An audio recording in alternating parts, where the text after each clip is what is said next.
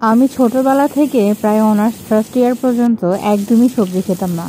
আমার খাবারই ছিল 2 পিস মাংস, 2 পিস আলু। আর কোনো সবজি আমি খেতাম না, শাকও খেতাম না। কিন্তু যখন আমি হোস্টেলে এন্টার করলাম, আমি যখন কোচিং করার জন্য ভর্তি হলাম, তারপরে প্রথম দিন গিয়ে দেখি যে পোলট্রি মুরগির মাংস আর সবজি দিয়েছিল। আমি পোলট্রি মুরগির মাংসও খেতাম না তখন। আমি এত বেশি কান্নাকাটি করেছিলাম, আমার মনে আছে এখনও।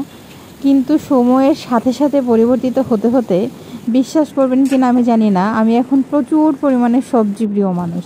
শাক সবজি ছাড়া আমি খেতেই পারি না। আমার এত প্রিয় এখন শাক সবজি, মাছ মাংসের চেয়েও প্রিয়। আর মাছ তো আব্বু কাটা বেছে বেছে দিত প্লেটের মধ্যে সারিবদ্ধ করে। আর এখন আমি মাছের কাটা চিবিয়ে চিবিয়ে গুঁড়া গুঁড়া করে খাই। যাক, সব কিছু সময়ের সাথে পরিবর্তিত হয়, এটাই জীবন। এভাবেই অভ্যাসের পরিবর্তন ঘটে।